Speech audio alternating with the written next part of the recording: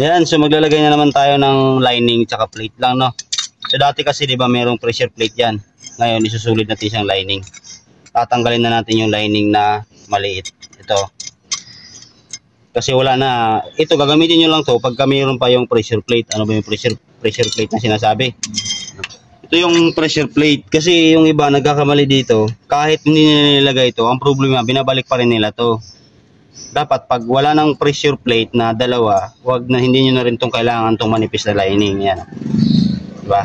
Huwag nyo na rin ilagay ito. So ang gagawin nyo, sulit lining na lahat. So ang lining ay magiging 6. 6 na.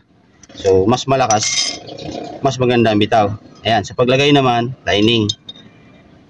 Tapos sa plate, yan, lagi na lang tayo paulit-ulit tayo nito, no? Yan, no? Matalas, ibabaw, purul. Ito yung standard na paglagay para tumagal yung lining mo. Okay, sa mga nag-comment na kahit magkabaliktad lang problema, wala naman talaga problema, tatakbo ang motor. Ang tanong ko, kung tatagal yung clutch lining. Ayan. Matalas dapat yung sa ibabaw. Kaya nga, di ba may salitang standard. Pag di mo sinunod, di substandard ang tawag doon. Oh. Dapat matalas lahat sa ibabaw.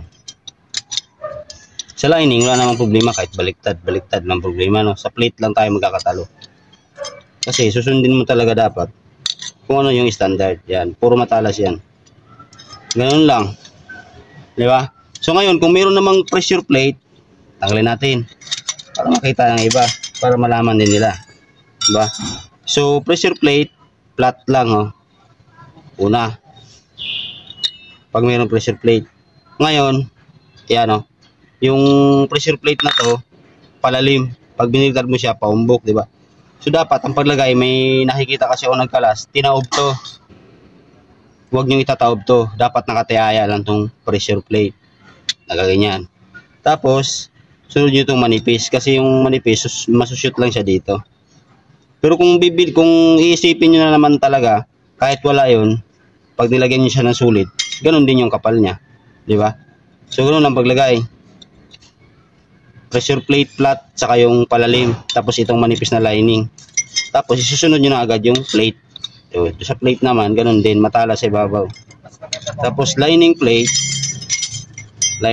lang ulit. Yan. Lining. Plate.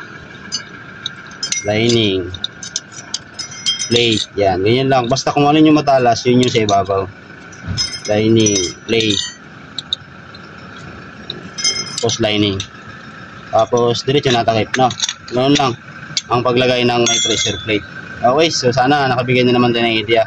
Ngayon kasi, ang gagawin natin ay sulit na natin siya ang lining. Okay, so yun lang.